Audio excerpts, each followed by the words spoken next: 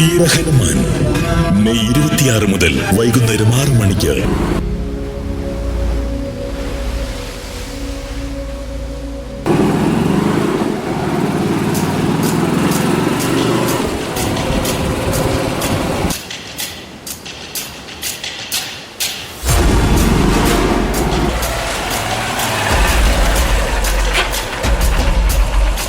എന്തു വേണം? അവനില്ലേ ഇവിടെ? ആര്? ഷാനുവോ? ഷാനു ആണെന്ന് നിങ്ങൾ പറയുന്നു. ഞാൻ മാത്രമല്ല, ഈ ലോകം മുഴുവനും പറയുന്നു. ഷാനുവിന്റെ ശവടക്കിനെ ഞാനും പള്ളിയിലുണ്ടായിരുന്നു. ആ, അങ്ങനെ ഒരുപാട് പേരുണ്ടായിരുന്നു. അപ്പൊ പിന്നെ ആരെയാ നിങ്ങളന്ന് കബറിലിട്ട് മൂടിയത്? കൊച്ചൻ ഇതൊന്നും എന്നോട് ചോദിച്ചിട്ട് കാര്യമില്ല. വല്ല സംശയം ഉണ്ടെങ്കിൽ പോലീസിനോട് പോയി ചോദിക്കും. അല്ല, വീട്ടിൽ തന്നെ ഉണ്ടല്ലോ വലിയൊരു പോലീസുകാരൻ. അങ്ങോട്ടങ്ങ് ചോദിച്ചാ പോരായോ? അങ്ങേർക്ക് അറിയാൻ മേത്ത ഒരു കാര്യവും ഇല്ലല്ലോ. എനിക്ക് ചോദിക്കാനുള്ളതേ അവനോട് നേരിട്ടാ. വിളിക്കവനെ. അവൻ ഇവിടെ ഇല്ല. എവിടെ പോയി? ആദി,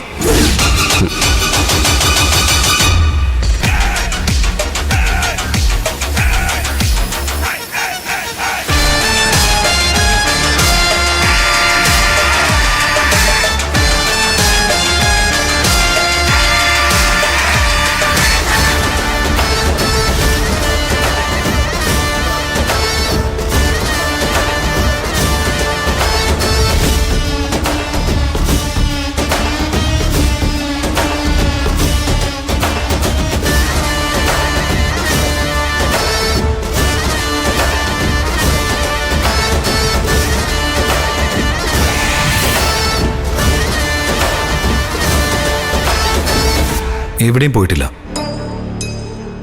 ഞാൻ ഇവിടെ തന്നെ ഉണ്ട്. ആ, ഉമ്മ വീട്ടിൽ പോ. അല്ല മോനെ, ഞാൻ പറഞ്ഞത് അനുസരിക്കുമ്മ. ഉമ്മ പോ. ഇവൻ വന്നത് എന്നെ കാണാനല്ലേ? അപ്പോ ഞാൻ സംസാരിച്ചോളാം.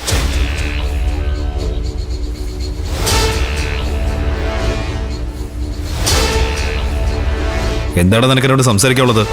സംസാരിക്കാനുള്ളതൊക്കെ ഞാൻ ഇന്നലെ രാത്രി വന്നപ്പോൾ അവളോട് പറഞ്ഞിട്ടുണ്ട്. എടാ, അവള് പറഞ്ഞിട്ടാ ഞാനിപ്പോ ഇങ്ങോട്ട് വന്നത്. അവളെന്തിനാ നിന്നോട് പറയുന്നേ? എന്തെങ്കിലും പറയാനുണ്ടെങ്കിൽ എന്നോട് പറഞ്ഞാൽ പോരെ? എടാ, നിന്നെ കാണാൻ താല്പര്യമില്ലാത്തോണ്ടല്ലേ അവൾ എന്നെ പറഞ്ഞയച്ചത്. അതെന്താ ആദി, കഴിഞ്ഞതൊക്കെ മറന്ന് നീ സംസാരിക്കുന്നേ? അന്ന് ടൂറ് പോയപ്പോ പറയാനുള്ളതെല്ലാം അവൾ നിന്റെ മുഖത്ത് നോക്കി പറഞ്ഞല്ലേ? ഷാനു, വർഷങ്ങളായി എൻ്റെ മനസ്സിലൊരാളുണ്ട്. അത് ഷാനുവാ. അവൾക്കിഷ്ടം നിന്നെ അല്ല എന്നെയാണെന്ന്. അതുകൊണ്ടല്ലേ അവളുടെ ശരീരവും മനസ്സും എനിക്ക് അവൾ ഒരുപോലെ സമർപ്പിച്ചത്.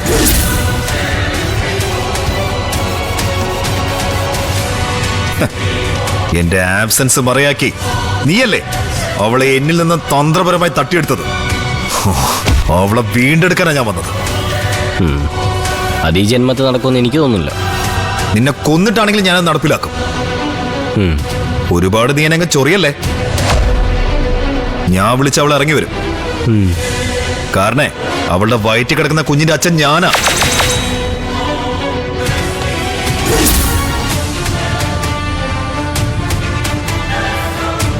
കാണണോ നിനക്ക്? എന്നാ പിന്നെ അന്ന് കണ്ടിട്ട് തന്നെ കാര്യം.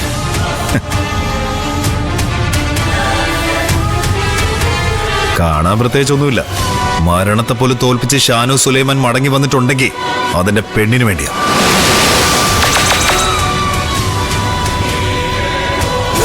നീയെന്നല്ല, ജോനകപ്പടം മുഴുവൻ ഇളകി വന്നാലും കൊണ്ടുപോകും ഞാൻ അവളെ.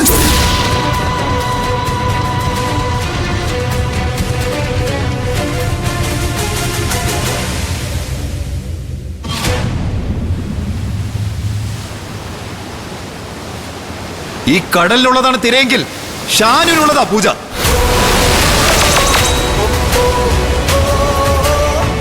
പറഞ്ഞേക്ക അവളോട്.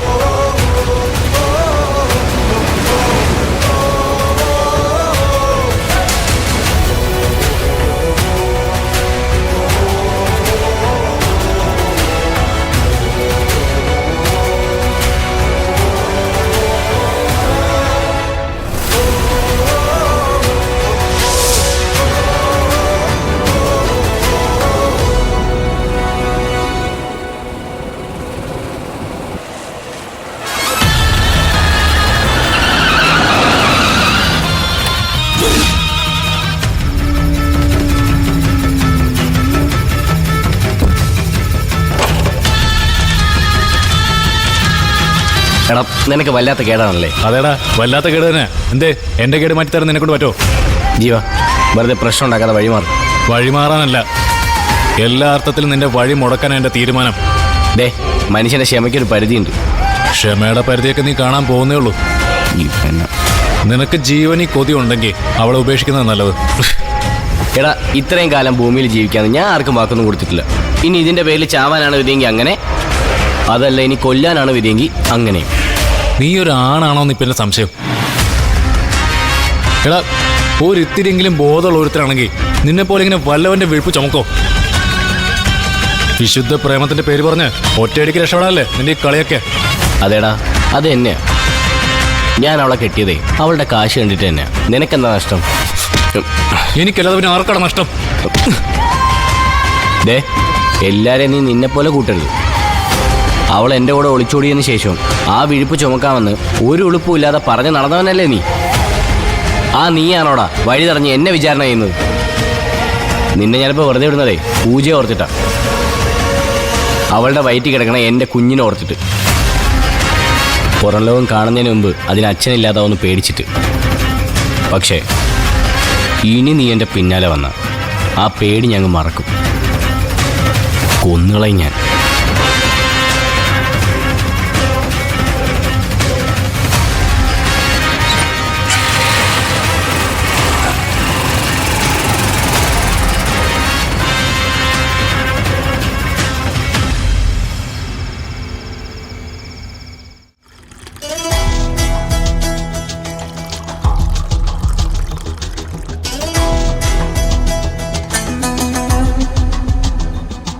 വന്നവൻ വ്യാജനാണെന്ന് തെളിയിക്കണമെങ്കിൽ മരിച്ചവൻ ആരാണെന്ന് ആദ്യം കണ്ടെത്തണം. പിന്നെ അവനെ കൊന്നത് ആരാണെന്നോ. സാർ ഒരു റീപോസ്റ്റ്മോർട്ടം നടത്തിയ അവനെ അടക്കിയത് വല്ല പൊതു ശ്മശാനത്തിലുമായിരുന്നെങ്കിൽ ഈ പറഞ്ഞത് പ്രാക്ടിക്കലായിരുന്നു. ഇതിപ്പോ ഒരു ആരാധനാലയത്തിന് ചവർപ്പമില്ലാവുമ്പോൾ അവിടെ 100,000 നൂലാമാലകളാ. മതമാണല്ലോ നമ്മുടെ നാട്ടിലെ ഏറ്റവും വലിയ പരിചയം. അത് ന്യൂനപക്ഷമായിരുന്നാലും ഭൂരിപക്ഷമായിരുന്നാലും ഒരു റീപോസ്റ്റ്മോർട്ടം നടത്തി അടുത്ത കാലത്തെങ്ങും നിനക്ക് ഈ കേസ് തെളിയിക്കാൻ പറ്റുമെന്ന് എനിക്ക് തോന്നുന്നില്ല. സാർ ഒരു കോർട്ട് ഓർഡർ സംഘടിപ്പിച്ച അത് നടപ്പിലാക്കാൻ നമ്മൾ ചെല്ലേണ്ടത് ഈ പറഞ്ഞ പബ്ലിക്കിന്റെ ഇടയിലേക്കല്ലേ?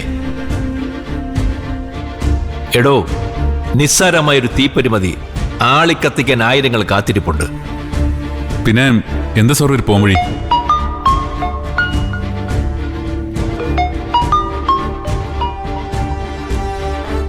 ഹലോ, ആ പറയടോ. എന്നിട്ട് ഓ, അത് അവൻ തന്നെയാണെന്ന് ഉറപ്പാണല്ലോ അല്ലേ? ശരി, അവൻ പിന്നെ എങ്ങോട്ടാ പോയത്? താനത് മറ്റാരോടും പറഞ്ഞിട്ടില്ലല്ലോ. എന്നാ തൽക്കാലം ആരും അറിയണ്ട, ഞാൻ തന്നെ വിളിച്ചോളാം. ശരി. ഹൈറേഞ്ചിൽ നിന്നൊരു ഇൻഫോമറാ. എന്താ സാർ? ആ ഷാനു എങ്ങും പോയിട്ടില്ല. ഹൈറേഞ്ചിൽ വെച്ച് അവനെ കണ്ടു. ലൂയിസിന്റെ ബംഗ്ലാവിന്റെ സമീപം. അവൻ എന്തിനാ സാർ അവിടെ പോയിട്ടുണ്ടാവുക? ഏതായാലും വെറുതെ പോവില്ലല്ലോ.